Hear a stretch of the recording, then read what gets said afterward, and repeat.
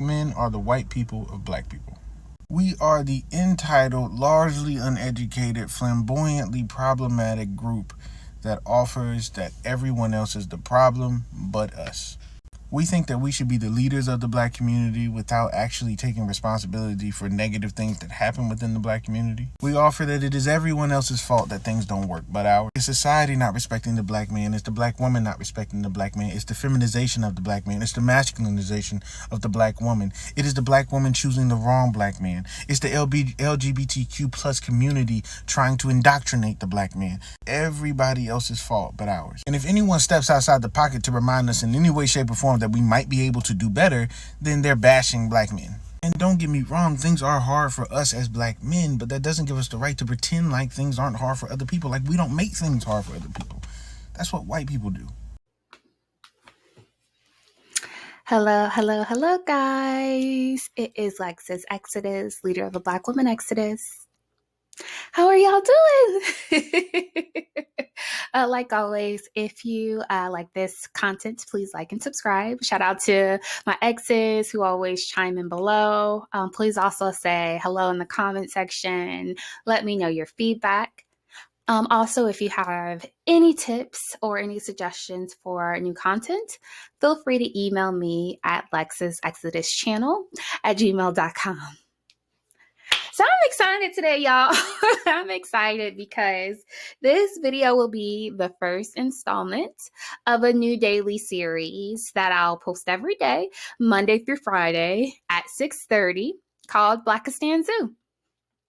And this is where I'll talk about the animals, the derelicts, the daquans, the dusties, monsters, and slew of other animals that are commonly found in Blackistan and Nicaragua. So this first video is going to be on Mammy mules and how one of these mules attacked a TikToker for telling the truth about black men. And then I'll give you a brief overview and then we'll kind of dive into, what triggered this attack. But yeah, so what you see here is a girl who goes by the name of Tracy Barbie, who was recently attacked and confronted by one of these Mammy mules of Blackistan because she was upset that this girl is just very vocal and very honest about her preference for white men and her disdain for black dudes. And this girl goes off on her and defends, caping for these men who wouldn't give a fuck about her and would be quick to call her fat, overweight, out of shape, and ghetto. But so we're going to get into some of the videos that triggered this agitated response from this mule. But before we do that, let's talk through the profile and some of the attributes of these mules. So these mammies are native to Blackistan and Nicaragua. They are found all across the country. You can find them everywhere, even in suburbs, but most commonly they're found in your impoverished local hood areas, anywhere where it's easy access to Section 8 and an abundance of welfare resources like food stamps and Title 20 and things like that. These mules, they have a very, very short lifespan. And I shouldn't say very short, just shorter than average in comparison to most women. And that's because they live and dwell in these toxic, hostile environments where they're killed and are preyed upon by the men, these same men that they cape for. And they also tend to have several kids, which we know can impact your lifespan just because, carrying a child and birthing a child can be very harsh on the body. So that impacts their average lifespan, the duration of their lives. They also consume an unhealthy diet that's typically full of things like hot Cheetos, Hennessy. They'll smoke a lot of weed. They'll drink a lot of Moscato, a lot of sweet wine, not like dessert wine, and will pretend like they're sophisticated because they like to drink $5 bottles of gas station Moscato. And this impacts their lifespan as well. And as you can see here, this mule, she fits the profile of your average Mammy mule. You see, she's wearing a bonnet out in public. They'll oftentimes wear pajamas, things like that are normally traditional for when you go to bed. They tend to be sloppy and they neglect their appearance, so they don't work out. They live very sedentary lifestyles. They usually don't work, period, not just work out. I'm so tickled. This is hilarious to me. Okay. I hope you guys enjoy this content as much as I enjoy creating this video. But yeah, they're typically out of shape. They're oftentimes 200 plus 300 pounds, and neglect their physical shape.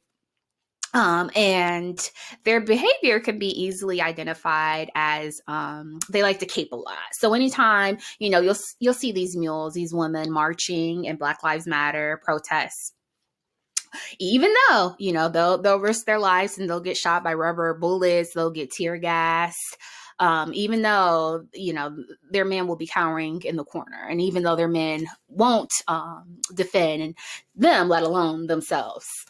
And they'll oftentimes protect men who don't like to protect themselves, who are cowardly. And they love to risk their lives for men who give unreciprocal behavior. And the behavior oftentimes is not reciprocated. And, they'll protect these men, even though they'll call them masculine. They'll say that they're ugly, they're fat, they're out of shape, and have bad attitudes. So that's what you're seeing here in this video. And I'll play this video later on. We'll see this mule lashing out at another Black woman who simply is just very vocal about her preference for non-Black men and talks openly about how she's unattracted to Black dudes. So first, let's look at some of the videos that got this Mammy triggered in the first place. Guys like to see Black girls miserable, and when they see that they date outside their race, they get jealous. And same goes to the Black girls. The Black girls get jealous because white guys are better to take care of me, and they're jealous. Why does who I date offend you so much? Fuck. I think lots of Black guys like to see Black girls miserable, and when they see that they date outside their race, they get jealous. And same goes to the Black girls. The Black girls get jealous because white guys are better to take care of me, and they're See, so all she's saying essentially is that she prefers to date white men because they treat her better. And I agree with this wholeheartedly. I think it's right. She's right when she says that, these men get jealous because they'll be out tasting the rainbow and will date everything under the sun as long as they look racially ambiguous. And then as soon as they see a Black woman doing the same, they'll get triggered, they'll get jealous. She's a bed wench. What else have I been called? A sellout, traitor. I don't know. Y'all already know. If you're on a divestment channel, I'm sure you're already familiar with some of the abusive name calling we get called simply for copying the behavior that they have been for centuries. Let's look at this next video from Tracy Barbie. Your culture. I read the comments, and this guy was one day the sister will find her way back home. What home? What home? Me being myself? What home? I'm myself. Just because I don't act like you don't mean I'm not home. What the fuck are you talking about? No one is your culture. I read the comments, and this guy was one day the sister will find her way back home. What home? What home? Me being myself. So again, she's just saying how, she'll run into triggered Tyrones who will make negative comments about her dating out when, she's just doing what she likes and what she enjoys. And she is just enjoying her preference. So again, I agree. I endorse that message. Let's look at this next one. At the end of the day, you can preach and preach over again for you're ugly ghetto Black guys. I'll never date them, never touch them, never do anything with them. I don't fucking like them. Okay, you know my face all you want for me to stop being racist, not racist with facts. You're not going to change how I am with my opinions, and that's it. It's simple. Because I said, at the end of the day, you can preach and preach over again for me you're ugly ghetto Black guys. I'll never date them, never touch them, never do anything with them. I don't fucking like them. Okay, you know my face all you want for me to stop being racist, not racist with facts. You're not going to change how I am with my opinions. So, and this is, a lot of people won't agree with this, but I don't understand why there's so much backlash here, because there is millions of TikTok videos of these Tyrones talking about how they do not like Black women. They think they're ghetto, saying they wear hair hats, they're not submissive, they're too difficult and too demanding and things like that. So why all of a sudden, it's just interesting because we're accustomed to that and we'll accept that. But as soon as a Black woman is vocal and states her preference, then all of a sudden we're all up in arms. And, she's getting confronted at the nail salon by this overweight, monstrous mule who corners her just because she stated her opinion. I can't with y'all. Okay, here's another one. Ugly ratchet people. So apparently Black guys diss Black girls all the time, and Black girls are so quick to be dissing Black guys when they don't even defend them. Haha, when it's me dissing ugly little Black guys, people get smart at me because I'm shit already. Fuck you, bitch, you ain't shit. I speak my mind. You don't like it? Get the fuck off my page, ugly ratchet people. So apparently Black guys diss Black girls. So is she lying? Like I said, how many videos? I'm always inundated on TikTok and on YouTube with Minister Japs and with Tommy Sodomizer and with Kevin Kitten Hill Samuels and other content creators who have been going in on Black women for years. Have been stating their opinion and saying how they dislike Black women and how they don't like their character, they don't like the way they talk, they don't like call them gold diggers, saying their standards are too high and all sorts of shit, calling them hair hats, all sorts of shit. But as soon as this girl expresses her preference, then she's so wrong. And she, like I said, she's getting confronted and cornered by mules on the street while she's minding her business. I don't understand it. So I don't know. I'm here. I'm here for all of that. Those videos that I shared with you guys. Although I do agree with these ones. I did look at her page, and there are other videos where she talks about Black girls and talks about how they're ugly and fat and ratchet. And so I will say that there is some content and commentary that I don't agree with. This girl doesn't seem to be divested. She doesn't, and I don't know. So it's hard because there's so many groups and subgroups within the community. I don't know if she would be identified as a swirler or what you guys would call her. And maybe you guys can, enlighten me on what she would be categorized as. I will say, though, that there is a prominent differentiator between women like this and true divestors.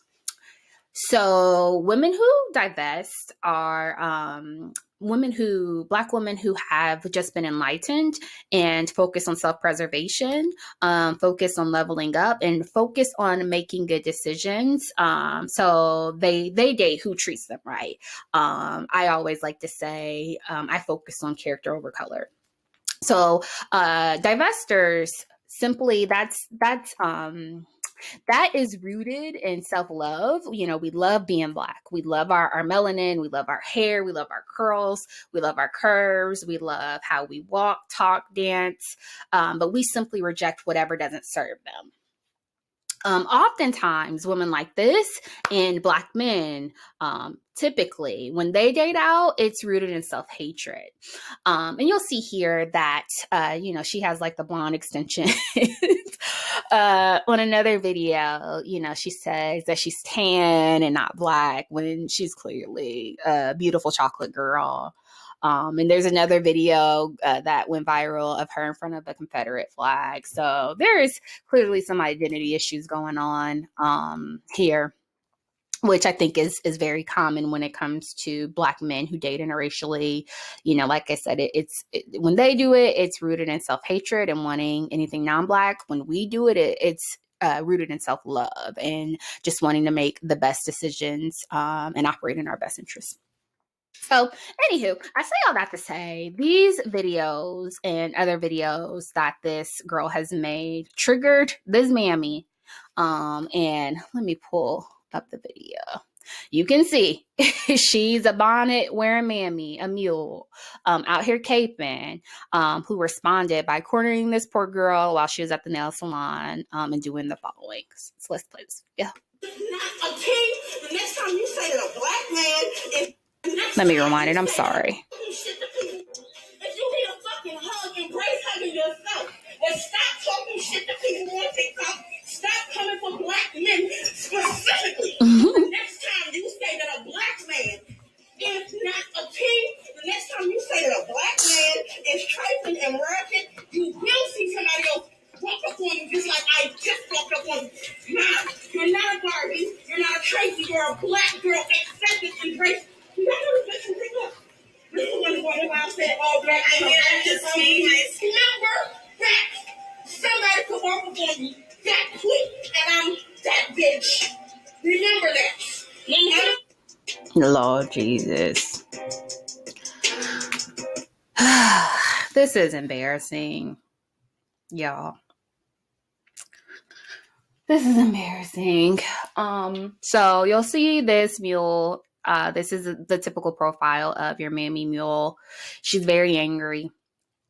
She talks about calling her Kangz ugly and saying they're trifling and ratchet and how she doesn't like that. And she's defending and risking her freedom because this girl could have easily called the police on her. They done recorded it too like dummies. So she's out here defending a group of men who are grown, who can defend themselves, and who not only can defend themselves, but won't defend her and will throw her under the bus as soon as they get the first chance to do so. So these men that she's caping for, yelling for, screaming, talking about her Kangz, they'll turn around and they'll use this same video as an excuse to call her loud, call her ghetto. They'll tell her that she's masculine, not feminine, when she's demonstrating this behavior on their behalf. They'll say that she's ratchet. Then this is what I say. I don't be out there in the street because you're not about to sit here and have me risking my life in the line of a bullet, talking about, Black Lives Matter and yelling at the damn police just to turn around and tell me that same behavior is what you dislike and is the same behavior why you don't want to fuck with me. They'll call her fat. These same men that she's defending will tell her that this is the same behavior that makes them prefer white girls. So, I can't with this. Oh, it's embarrassing. Even the comment section on this video, they're like, I bet you these dudes that she came for won't do the same for her. Because they won't. They'll say all this negative criticism about Black women and women like her. But she'll still continue to demonstrate an undying loyalty to these men. That's what Mammies do. They'll protect and defend these men with nothing in return. They'll oftentimes risk their lives fighting on the front line, getting shot in the face with rubber bullets, getting sprayed by tear gas, just to protect these men that, one, should be able to protect themselves, but two, in turn, will tell you it's your fault if you got shot by the police. Just like they talked about Breonna Taylor over the summer, and these men will say, "Oh, well, she shouldn't have been dating a drug dealer." They'll say Sandra Bland had an attitude and was being nasty. She should have kept her mouth shut. So that I encourage y'all to have the same type of mentality. George Floyd, damn, well, you shouldn't have bounced a check. You shouldn't have been having, or what was it, a counterfeit 20? You shouldn't have been trying to use fake money. Then you wouldn't have been in that situation in the first place. You know what I mean? These women, though, you can't speak logic and share or talk through the basic concept of reciprocal relationships with these women because they love it. They're brainwashed, and they'll be triggered if you try to tell them that, listen, you need to only engage in mutually beneficial relationships. These are the same mules that will work overnight shifts just to fill in the gaps that the men that they're with fail to fill because they can't provide, they can't be providers. They'll carry these men's children for 9 months. They'll birth them, they're rear, and they'll raise them. They'll nurse these kids, be primary caregivers. then will try to be wifey because they ain't ever gonna get a ring put on their finger. So wifey, and will engage in these relationships and will fuck and feed these men on top of going out on the front lines to defend them with their lives. All just to turn around and be berated, to be denigrated, to be discarded, to be called, humiliating names, and thrown under the bus for the first Barnyard Becky that shows these niggers attention. And I used to be one of these mules. So I'm not, I try not to be too judgmental because I used to be one of these mules, but it didn't take me long to have an epiphany, to enlighten myself. We don't engage in relationships that aren't reciprocal. That's just common. And that's in any avenue of life. That's work, that's professional, that's personal, that's in your dating life, your familial relationships, your friendships. Do not be like the Mammy mules, please. Divest, prioritize your self-care, character over color, and date who treats you well. That's it. All right. So I hope you guys enjoyed that as much as I enjoyed creating this video. Like I said, this will be a installment series that will premiere weekdays every day, Monday through Friday at 6:30 ET. If you enjoyed that, please share your thoughts below or any topics that you think would work well for this series. Otherwise, until next time, I will see you tomorrow, guys. Bye.